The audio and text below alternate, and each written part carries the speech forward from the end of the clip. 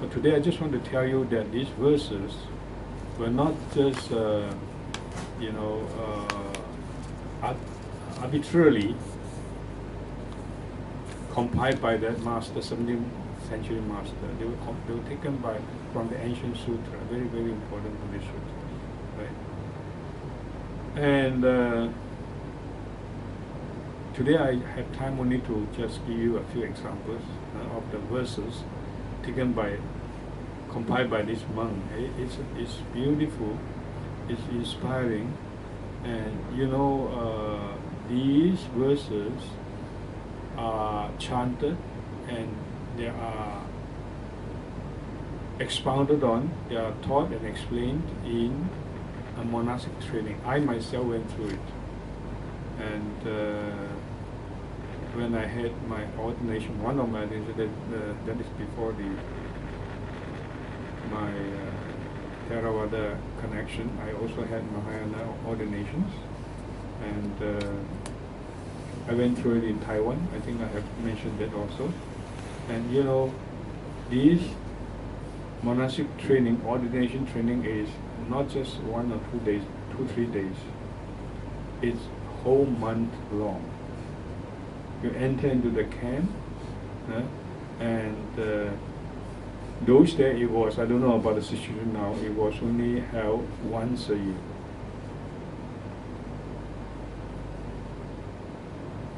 One particular temple is selected and assigned the task of conducting the monastic ordination, and ordinee from different parts of the region will gather together in that monastery from different districts, different provinces, even other countries. And of course I was from Malaysia, and they were ordinary from Malaysia, from Singapore, from Indonesia, Philippines, all the overseas Chinese, even the foreigners. And I think in my time there were 1 or 2 Europeans as well.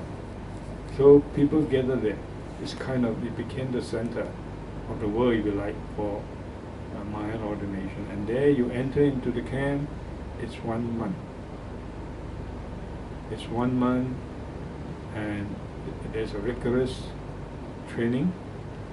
You have to get up before 4 o'clock, then you have to go through a lot of chanting, prostration, and then you have to listen to expositions on the Vinaya, and this is one of them. And a lot of repentant services, repentant practices, and the whole atmosphere is very powerful. When you practice in the midst of tens of other ordinees, dozens of other ordinees, it can come up to about 100 sometimes, and then in the presence of great masters. There are 10 masters of so-called ordination witnesses, and the 3 major masters, the preceptor, the instructor, and karma vachara, teacher.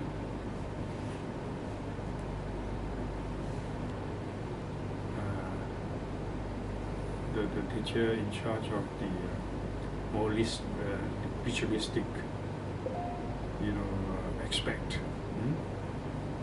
of the ordination. And then it involves 3-4 ordinations. First is your novice ordination. Then you are explained all about novice training. You practice it. You practice together with all the other novices. Novices means not just young novices, but it can be even old ones.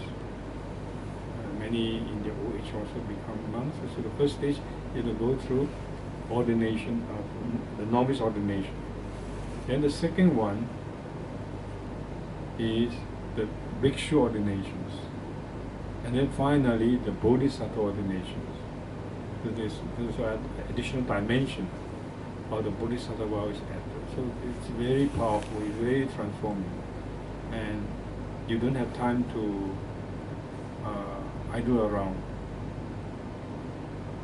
You don't have time to indulge in all these discursive thoughts, and the whole day is planned out for you.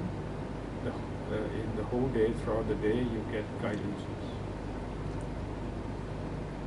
from different masters. So that is a powerful training. And imagine that after that 1 month you emerge from the camp, you feel like you're a totally different person. And towards the very end of it, you get these burnings, incense burnings, and you can still see on my head also. And of course, that is very Chinese. And one thing to note is that in this ordination, actually, the essence of it, except for the last part, it's completely the same as Theravada. As far as monastic ordination concerned, there is only one type. The type that is derived from early Buddhism. There is no distinction between Theravada, Mahayana, Bhikshu ordination or Bhikshu ordination. It's only in the third part where this dimension of Bodhisattva ordination is brought in, then there is emphasis on the Mahayana path. So the whole training it's not sectarian, in as much as it emphasizes the foundation and even the very procedures, even the Vinaya texts, even the Pratimokshas are actually not Mahayana. There's no such thing called Mahayana Pratimoksha. They are just like the Pali Patimokkha Sutta. Of course, this is from a somewhat different branch of Theravada, and the Chinese ordination system follows the Dharmakoptaka, and it's certainly not Mahayana. If anything, it is Hinayana. But of course, that term is also wrong. So it's in the context of such a powerful training that we were lectured on these daily Vinaya or daily Vinaya practice. And actually, as I said, it is a mindfulness practice, because at every moment of your mind, of your heart, from the time you wake up, from the time you hear the bell, in the monastery, the first thing, because you have to get up very early, usually you're woken up by the bell. It's a very tiring training, and you hear the bell. From that time onwards, up to the time you retire and you sleep, throughout all your wakeful hours, you practice this. So it's in a way more demanding than the type of 7-day training that you hear about, or you think you might have taken part in modern time. So let me give you some kind of a taste of it today. So at the beginning, just as you wake up, you chant your verse, and these verses are all memorized by the novices. You are given the text, you memorize them. You are being explained about the meaning of each word by the master in the training camp, so everybody understands through this training what they are chanting about, and they feel inspired, encouraged at every instance. So when you get up, for instance, the first thing is you become mindful. You practice immediately, and you become mindful that as I first wake up from my sleep, you can see from the Chinese here on the screen. As I first get up from my sleep, I vow, look at that word, 但愿众生, 当愿众生, I vow, that is to say, I aspire, I wish that all beings are awakened, just like as I wake up now, I vow all beings are awakened to omniscience. I just wake up from my sleep, but my mind goes to all sentient beings, and want all sentient beings to wake up, and wake up not just from their sleep, but sleep in the spiritual sense, waking up in the spiritual sense to omniscience, to all knowledge, that is, to be Buddha, and to survey the 10 directions. When you have omniscience, your knowledge, your seeing into reality is totalistic, not fragmented, not one-sided. And so when you get up, the very first thing, the very first mindfulness practice is immediately on the enlightenment of sentient beings. All sentient beings should be enlightened. Now all sentient beings, of course, doesn't exclude you, but you are also unenlightened. You also wish to be enlightened. So it includes you. It's inclusive. Just this alone, think about it. Every morning you get up. And when you get up, the very first thing is to practice mindfulness that, oh, may all beings be enlightened, be awakened in the way that I am awakened from my sleep. May all beings, including myself, be awakened to full knowledge, to perfect knowledge, totalistic knowledge, to enlightenment. How beautiful your existence will be. Of course, when I was in the camp, I was able to do it. I confess that, of course, I fall far short of it. With all my distraction in life and so on in various contexts. But every now and then, when I have enough mindfulness, I remind myself, and this is what I want to be mindful about. Mindful of the fact that we are in ignorance, we are asleep, we are illusory, we are dreamy, and we must wake up. And it's a complete difference in experience between sleeping and waking up. And this waking up has to be in the absolute sense, most thoroughgoing sense. That is, waking up in the sense of enlightenment. And the enlightenment is not to be confined to me, but the enlightenment of all living beings. So if you really can be mindful like that, you feel all your problems. What are all these problems? Yes, they let them come. There are always problems. They come and they go. They become so trivial. Because your concern is not about only your individual little bit of, petty concerns. What you magnify as, big depression and so on. But now your concern is the illusion and therefore the enlightenment of all living beings. That is the perfect solution, total solution for all beings, not just for me, not just my sleep, not just my problems, not just my negativities, but the waking up, the enlightenment of all living beings. And that defines my life, my existence. So it's a beautiful thing. The next thing, of course, that if you wake up yourself, you don't wake up because you hear the bell, as I said. You hear the bell, that bell wakes you up. Hmm? And you know, the person who's assigned to strike the gong, to ring the bell in the monastery, and this is of course from an Indian practice. It's not Chinese, but the Chinese learned it. And even nowadays, you go to any Theravada temple, and in the morning they ring the bells.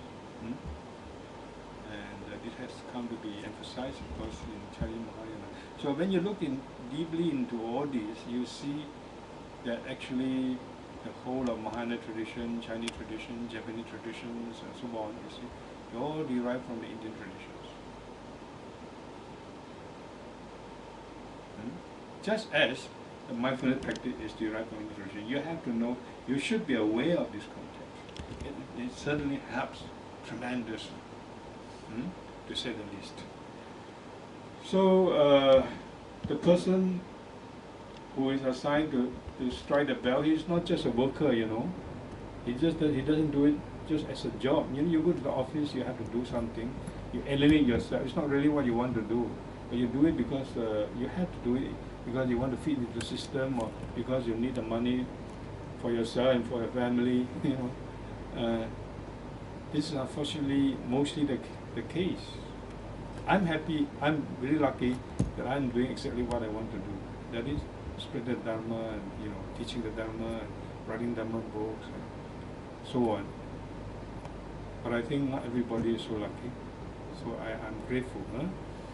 So, but in a modern society, like the society you are familiar with here, you want to fit into the system, and you want to get promotions, you want to get better and better pay, and so on. You work that way, and that is alienation. You alienate from the true self. That's not really what you want to do. Not really where you want to spend your time and energy.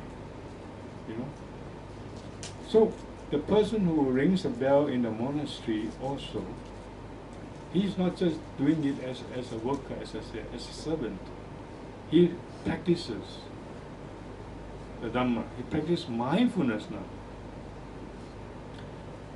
And in what way he is mindful? How does he practice? He chants a verse, the gist of which is this, you see. May the sound of this bell, this gong, right, go beyond the Dharma realm, go beyond the whole realm of existence, in other words. And even to the extremities, I'm just translating in a way that you can understand, extremities of the universe, and in the very depth of hell, may this sound be heard. Not just in the monastery, not just for the people who are sleeping, but I want this sound. I'm striking it mindfully, so that this sound of the bell can be heard by all sentient beings throughout the whole universe. How beautiful! And you don't stop there. Hearing this bell, through the hearing, may all sentient beings be purified with respect to the objects. In this case, the object is sound, or perceptions, and realized and gained penetration, perfect penetration, just as the sound of the bell penetrates into the hearer. In this way, I want the sound of the bell be a means for sentient beings to be purified with regard to objects of perception through this very means of the object of hearing, and gains and realize complete penetration. And may all sentient beings thereby become fully enlightened. Just that simple act. You might think it's an innocent act of just striking a bell. The person who strikes is practicing mindfulness. in a very spiritual way. And he wants nothing less, he wishes nothing less than the perfect penetration, perfect enlightenment of all sentient beings throughout the universe.